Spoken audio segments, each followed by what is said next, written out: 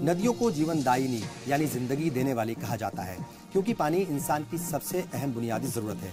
पानी जितना जिंदगी के लिए जरूरी है, उतना ही फसलों और पेड़ पौधों के लिए भी।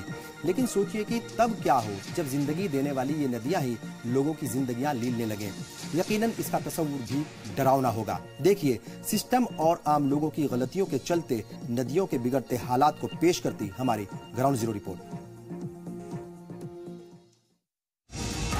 बेशुमार कचरा और गंदगी को ढोते इस पानी को देखकर कोई भी पल भर में ये कह देगा कि ये एक गंदा नाला है, क्योंकि तेजी से आगे बढ़ रहे इस पानी को अपने दामन में बरसों समेट कर रखने वाली हिंडन नदी आज अपने वजूद को खत्म होता देख रही है। जी हाँ, ये नाला नहीं बल्कि एक नदी है, मगरिबी यूपी की सबसे अहम नदी हिंडन। करीब 400 किलोमीटर लंबी हिंडन नदी मुजफ्फरनगर, मेरठ, बागपत, गाजियाबाद, नोएडा और ग्रेटर नोएडा से होते हुए दिल्ली से कुछ दूरी पर यमुना में मिल जाती है। लेकिन इसके पानी में ना तो शोखी बची है, ना ही रवानगी। इंसानी दखलंदाजी ने उसे तकरीबन खत्म कर दिया है। आज ये नदी महज गंदा नाला बनकर रह गई है। इलाके के लोग कहते हैं कि एक वक्त था जब वो हिंडन का पानी हाथों में लेकर पी लिया करते थे, लेकिन आज फैक्ट्रियों के पानी और गंदे नालों के मिलने से पानी इतना खराब हो चुका है कि आबपाशी भी नहीं हो पाती। फैक्ट्रियों का पानी खराब आता है, हमारा तो सारा पानी खराब कर दिया। यहाँ तो कैंसर के बीमार, एलर्जी के बीमार, हमारे गांव में तो बहुत ज़्यादा बीमारी फैल गई। जो भी हिंडन के किनारे हैं सभी गांवों में बहुत ज़्यादा बीमारी फैल गई। पहले तो बहुत साफ पानी था, उसमें देखने नीचे तक आर पार दिखाई दे जाता, उसमें इतना साफ पानी था। और अब तो उसमें पैर भी नहीं रखे जाते, इतना खराब पानी है। खुजली लग जा, गलन, पैरों में गलन भी हो जा, बहुत बुरा हाल है। बचपन में तो एक दशहरा भी आवे, गर्मी के दिनों में आता था। सभी गांव वाले, छोटे बच्चे, औरतें वहाँ नहाने भी जाया करती बेचारी।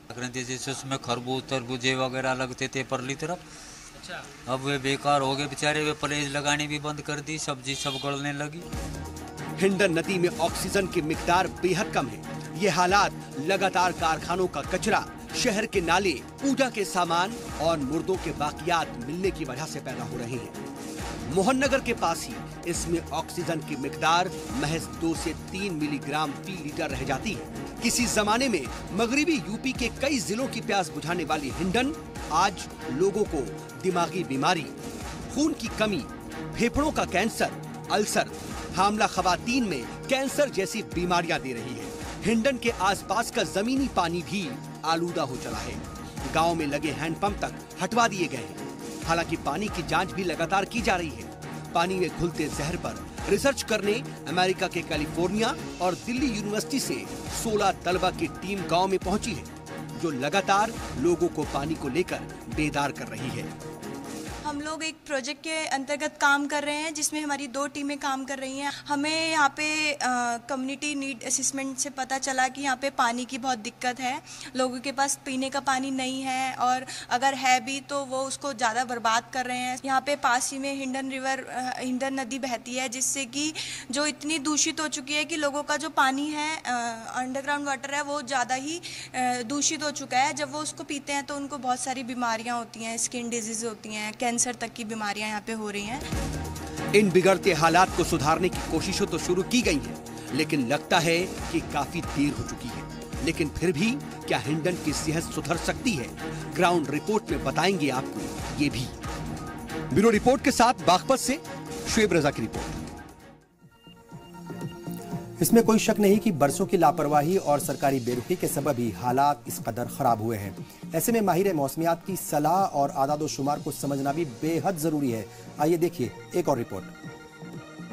पानी इंसान की सबसे बुनियादी जरूरत है, जिसके लिए वो नदियों के पानी पर ही मुनहसर है। दुनिया की 80% आबादी यानी तकरीबन 5 अरब लोग आज भी ताजे पानी के लिए गंगा, ब्रह्मपुत्र, येलो, मिकांग, नील, टाइबर, राइन और अमेज़न जैसी अहम नदियों पर ही मुनहसर है। लेकिन गुज़िश्ता कुछ बरसों से इन नदियों पर मुसलसल पड़ रहे दबाव, आलूदगी और इंसानी इस्तेमाल के लिए खींचे जा रहे पानी से अब ये नदियां दम तोड़ने लगी हैं। नेचर जनरल में शाया एक रिपोर्ट में कहा गया है कि पूरी दुनिया में नदियों पर मुनहसर 65% बायोडायवर्सिटी बहुत ज्यादा खतरे में है। रिपोर्ट में बताया गया है कि पानी की करीब आधी सप्लाई करने वाली दुनिया की 47 सबसे बड़ी नदियों में से 30 या तो पूरी तरह से आलूदा हो गई हैं या फिर उनके वजूद पर ही खतरा पैदा हो गया है। यकीनन ये बेहद फिक्र की बात है। जहाँ जीवनदायिनी नदियाँ होती थी अब तो रोगदायिनी हो चुकी हैं। पहले जहाँ इसके पानी से हम अपनी खेती करते थे, इस पानी को हम अपने घरों में इस्तेमाल करते थे, यही पानी सारा हमारा ग्राउंड लेवल में जाता था और वही पानी हम इस्तेमाल करते थे। अब यही पानी हमारे ग्राउंड लेवल को ख़राब कर रहा है। ये नदियाँ जहाँ हम पूजते थे, आज हम इन नदियों से पीछा छुटाने के चक्कर में हैं। हिंडन नदी के खत्म होते वजूद और इससे पूरे इलाके में होने वाली परेशानी का मामला रियासती हुकूमत के लिए भी बड़ा चैलेंज है। जब हमारी टीम इलाके के हालात को लेकर के लोगों से बात कर रही थी, तब इलाके के एमएलए सहेंद्र रमाला लखनऊ में थे, लेकिन हमने फोन पर उनसे इस मौजू पर बात की। मैंने जो पहला सत्र से स्टार्ट हुआ है उत्तर प्रदेश विधानसभा का, उस सत्र में भी इस मुद्दे को बहुत जोर शोर के साथ में उठाया। पूरे जनपद बागपत में अगर 200 लोग कैंसर से पीड़ित हैं, उस 200 में से करीब 100 लोग यहाँ पे पीड़ित हैं जो हिंडन नदी के आसपास के गांवों में रहते हैं जी।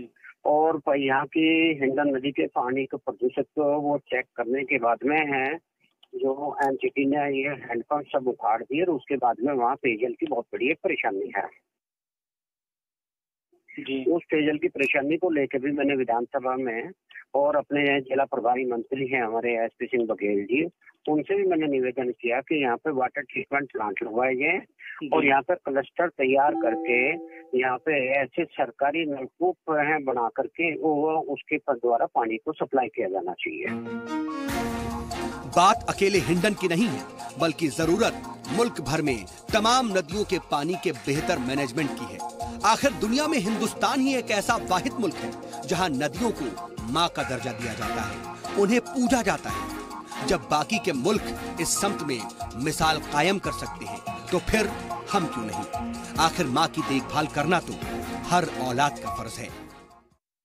इतिहास या तारीख कहती है कि इंसानी बस्तियां नदियों के किनारे इसीलिए बसी क्योंकि नदियां जीवनदायिनी है।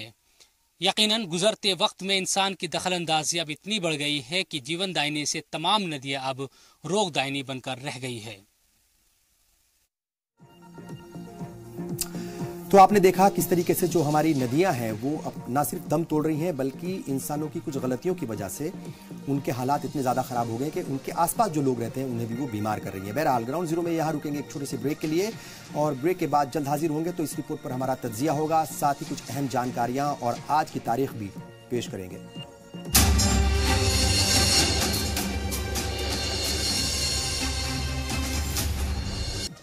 ब्रेक के बाद एक बार फिर आप सबका इस्तकबाल है। ग्राउंड जीरो में आज हम बात कर रहे हैं मगरबी यूपी की सबसे अहम नदी हिंडन की, जो आज अपने वजूद को तलाशती नजर आ रही है। ग्राउंड जीरो पर हालात संजीदा हैं। अब आपको कुछ आदाद शुमार के जरिए पूरी सूरत हाल को समझाने की कोशिश करते हैं।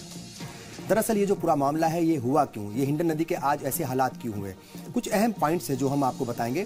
कारखानों का जो कचरा है और शहर के नालों का पानी है, पूजा के सामान और मर्दों जो मुर्दे हैं उनका जो बाकियात है, उसकी वजह से ये नदी लगातार आलूदा हो रही है, यानी इसमें पॉल्यूशन फैल रहा है। हिंडन में केमिकल वाला पानी और बाकी कूड़ा भी लगातार गिराया जा रहा है, जिसकी वजह से गंदी हो रही है। हिंडन और उससे आसपास की जो 2 नदियां हैं उनसे रोजाना करीब 1,94,000 किलो लीटर अनफिल्टर्ड लिक्विड जो है वो उसमें लगातार जा रहा है और सीवरेज भी उसमें डाला जाता है। मोहन नगर के पास तो इसमें ऑक्सीजन की मिकदार जो है वो इतनी कम है कि महज 2 या 3 मिलीग्राम ही फी लीटर रह गई है। नदी के आसपास रहने वालों में दिमागी बीमारी, खून की कमी, गुर्दों की बीमारी और फेफड़ों का कैंसर, अल्सर और हामला जो खवातीन हैं उनमें कैंसर भी पाया जा रहा है। यानी लगातार होती आलूदगी की वजह से जीवनदायिनी ये नदी रोगदायिनी बनकर रह गई है। ये तमाम बातें देहरादून में वाक़ पीपल्स साइंस इंस्टीट्यूशन जो है उसकी लैब में जांच के दौरान सामने आई हैं, लेकिन फिर भी ना तो इंतजामिया जागा और ना ही पॉल्यूशन डिपार्टमेंट। खास बात यह है कि हिंडन को खराब करने में कृष्णी और काली नदियों से जो आने वाला कचरा है वो भी इसमें गिराया जाता है, उसकी वजह से भी इसका ये हाल हुआ है, यानी और ज्यादा वो आलूदा हो गई है। और बात करेंगे हमारे तज्जिए की। अंदाजा लगाया जा सकता है कि इन हालात में हिंडन के आसपास बसे गाँव में रहने वालों का क्या हाल होगा। ऐसे हालात से निपटने के लिए पॉल्यूशन डिपार्टमेंट बिना देर किए हालात सुधारने के कदम उठाए। इसके लिए हिंडन के पानी को लेकर की गई तमाम रिसर्च की तफ्तीश स्टडी की जाए। इसके अलावा दूसरे महकमों के ताउन से एक टीम की तश्कील की जाए जो ग्राउंड जीरो पर जाए और वहां का हालात का जायजा ले। हिंडन और उसके मुंसलिक कृष्णा और काली नदियों में जो काली नदियां हैं उनमें गिरने वाला जो कचरा है उससे भी निपटने के फौरी इंतजामात किए जाएं। ये भी यकीनी बनाने की जरूरत है कि नालों का गंदा पानी हिंडन में ना गिरे। साथ ही उन तमाम फैक्ट्रियों पर सख्त कार्रवाई की जाए जो तमाम सरकारी गाइडलाइंस की लगातार धज्जियां उड़ा रही हैं और हर रोज फैक्ट्री का कचरा हिंडन में डाल रही हैं। इसके अलावा ये देखने की भी जरूरत है कि आखिर इन फैक्ट्रियों को कौन शह दे रहा है जो कानून को ताक पर रखकर ये नदियां, ये जो है मतलब जो भी कारखाने हैं या जो भी फैक्ट्रियां हैं ये नदियों में तमाम तरह का जो कचरा है उसको फैला रही हैं। तो कौन इनको शह दे रहा है इसके ऊपर भी गौर फिक्र करना चाहिए। कहीं ये सब सरकारी जो मुलाजमीन हैं उनकी मिली भगत की वजह से तो नहीं हो रहा है, ये बड़ा सवाल है। देखा जाए तो सरकारी प्लानिंग में इतनी कोई कमी नहीं होती जिसकी वजह से उनको नाफिज करने में कोई परेशानी आए। तो जाहिर तौर पर यह पूरा लापरवाही का मसला है। अगर मौजूदा वक्त के कायदे कानून से भी पूरी तरीके से जो मौजूदा वक्त के कायदे कानून है अगर उनके ऊपर पूरी तरीके से अमल किया जाए तो भी हालात 80 से 90% बेहतर हो सकते हैं। साफ तौर पर यह कहा जा सकता है कि सरकारी मुलाजिमीन की मिली भगत, बेतहाशा करप्शन, सरकारी एजेंसियों का लचर रवैया ही इन हालात के लिए जिम्मेदार है। ऐसे में मुनज़्ज़म तरीके से बाकायदा एक ब्लूप्रिंट बनाकर सतह पर काम करने की या फिर कहा जाए हर सतह पर काम करने की जरूरत है। हम सरकार, अफसरान और उससे जुड़ी सभी एजेंसियों से अपील करते हैं कि वो सैकड़ों हजारों लोगों की जिंदगियां बर्बाद होने से बचाने के लिए इस सिमत संजीदा कोशिश करें और न सिर्फ सोचें बल्कि उस पर अमल भी करें। और बात करेंगे उस सेगमेंट में जिसमें कहा जाता है जानना बहुत जरूरी है। जी हाँ, बहुत सारी ऐसी जानकारियां होती हैं जिनसे हम आपको रूबरू कराते हैं और जिससे आपको बहुत सारा फायदा हो सकता है। और बात करेंगे हेट क्राइम की। इस मुल्क में एक रिपोर्ट के मुताबिक हेट क्राइम जो है वो लगातार बढ़ रहा है। इंसानी हुकूक की हिफाजत करने वाली ग्रुप एमनेस्टी इंटरनेशनल जो इंटरनेशनल एक एजेंसी है उसने खुलासा किया है कि 2018 की पहली छमाही के दौरान मुल्क में 100 हेट क्राइम की वारदातें हुई थी। इन घटनाओं का शिकार दलित, कबाइली नस्ल, अकलियती तबका और ट्रांसजेंडर जो है वो हुए थे, यानी अकलियती तबका भी हुआ था और जो ट्रांसजेंडर है वो हुए थे। और इस मामले में उत्तर प्रदेश पहले मुकाम पर है जहां हेट क्राइम की 18 वारदातें हुई पिछले 6 महीने में। दूसरे मकाम पर है गुजरात जहां पर 13 मामले सामने आए थे। इसके बाद तीसरे मकाम पर राजस्थान है जहां अभी तक ऐसी 8 वारदातें हो चुकी हैं। वहीं तमिलनाडु और बिहार चौथे और 5वें मकाम पर हैं जहां से कुल 7 मामले सामने आए। रिपोर्ट से पता चलता है कि 2018 के शुरुआती 6 महीनों में अब तक कुल वारदातों में से 67 दलितों के खिलाफ हुई हैं जबकि 22 मुसलमानों के खिलाफ। इनमें सबसे अहम वजह गाय से मुतालिक तशद्दुद था और ऑनर किलिंग थी। वहीं उत्तर प्रदेश एक ऐसी रियासत है जहां जात और मजहब के नाम पर कई तशद्दुद भड़क चुके हैं। गाय से मुतालिक तशद्दुद के मामले में सुप्रीम कोर्ट ने मॉब लिंचिंग की वारदात को रोकने के लिए आज ही गाइडलाइंस जारी की हैं। कोर्ट ने इन गाइडलाइंस को 4 हफ्ते में मरकज और रियासती हुकूमत को नाफिज करने का हुक्म दिया है। सुप्रीम कोर्ट ने कहा है कि कोई भी बाशिंदा कानून अपने हाथ में नहीं ले सकता। ये रियासती सरकारों का फर्ज है कि वो कानून को और जो निज़ाम है उसको बनाए रखें। गाय के नाम पर तशद्दुद को लेकर सुप्रीम कोर्ट ने साफ कहा है कि मोबोक्रेसी यानी जो मॉब लिंचिंग होती है उसको बर्दाश्त नहीं किया जा सकता और इसे नया नियम बनाने के लिए या इसे खत्म करने के लिए नया नियम बनाना पड़ेगा, नया कानून बनाना पड़ेगा। और ये जो नियम के तौर पर मॉब लिंचिंग को ले रहे हैं ये बर्दाश्त नहीं किया जा सकता। कोर्ट के मुताबिक मॉब लिंचिंग से कड़ाई से निपटने की जरूरत है, कड़ाई से निपटा जाएगा। सुप्रीम कोर्ट ने गाय के नाम पर हुए कत्ल के सिलसिले में प्रिवेंटिव, रेमेडियल और प्यूनिटी गाइडलाइंस जारी की है और कहा है कि संसद से कहा है यानी हुकूमत से कहा है कि वो संसद में इसके लिए कानून बनाए ताकि जो भीड़ के जरिए होने वाले कत्ल हैं उनको रोका जा सके। और अब बात आपके फायदे की। दिल्ली के प्राइवेट अस्पतालों में भी अब गरीबों को फ्री डायलिसिस की सहूलियत मिलेगी। जी हां, दिल्ली सरकार ने DGEHS से जो मंजूर शुदा 7 प्राइवेट दिल्ली के हैं उनके साथ एक टाई अप किया है जहां पर गरीब मरीजों का फ्री डायलिसिस हो सकेगा। अस्पतालों में 101 मशीनें हैं। दिल्ली सरकार की इस स्कीम का फायदा उन लोगों को मिलेगा जिनकी सालाना इनकम 3 लाख तक होगी और जो लोग कम से कम 3 साल से दिल्ली में रह रहे हों। सरकारी अस्पतालों में इलाज करवा रहे मरीजों को डायलिसिस के लिए इन प्राइवेट अस्पतालों में रेफर किया जाएगा। मरीज के पास इनकम सर्टिफिकेट होना जरूरी है। बीपीएल कार्ड होल्डर्स भी इस स्कीम का फायदा उठा सकेंगे। आने वाले वक्त में कुछ और प्राइवेट अस्पतालों को भी इस लिस्ट में शामिल किया जाएगा। प्राइवेट अस्पतालों में एक बार डायलिसिस के 3 से 4 हजार रुपए लगते हैं और किडनी खराब होने पर महीने में एक बार डायलिसिस तो करवाना ही होता है। अगर बीमारी ज्यादा बढ़ जाती है तो हफ्ते में 1 से ज्यादा बार कराना पड़ता है और अगर बहुत ज्यादा बीमारी हो गई हो तो हर हफ्ते जो है वो डायलिसिस कराना पड़ता है। जाहिर तौर पर इस पे तकरीबन 3 से 4 हजार रुपए खर्च होता है। हुकूमत की जो दिल्ली हुकूमत है उसकी ये स्कीम दिल्ली के उन गरीबों के लिए बड़ी फायदेमंद साबित होगी जिन्हें डायलिसिस कराना पड़ता है। जाहिर तौर पर उन्हें बड़ी राहत मिलेगी। और अब बात करेंगे आज की तारीख की। 17 जुलाई 1948 में आज ही के दिन हिंदुस्तान में खवातीन को आईएएस आईपीएस यानी सिविल सर्विसेज में भर्ती होने का हक मिला था। किरण बेदी हिंदुस्तान की पहली खातून आईपीएस बनी थी। 17 जुलाई 1996 की बात करें तो आज ही के दिन मद्रास का नाम बदलकर चेन्नई रख दिया गया था। इसका ऐलान तमिलनाडु के उस वक्त के मौजूदा सीएम एम करुणानिधि ने असेंबली में किया था। और इसी के साथ वक्त हो गया है आपसे विदा लेने का। अपना ख्याल रखें, हर तरह की अफवाहों से दूर रहें। आज सुप्रीम कोर्ट ने भी कहा है कि जिस तरीके से अफवाहों से मॉब लिंचिंग होती है उससे बचे, एक कानून आएगा। जाहिर तौर पर आप जो है अफवाहों से दूर रहें। आप हमें फेसबुक, ट्विटर या यूट्यूब के जरिए भी अपने पैगाम तक भेज सकते हैं। पैगाम जो है आपके आएंगे हम तक। हम इस प्रोग्राम को और ज्यादा बेहतर बनाने की कोशिश करेंगे।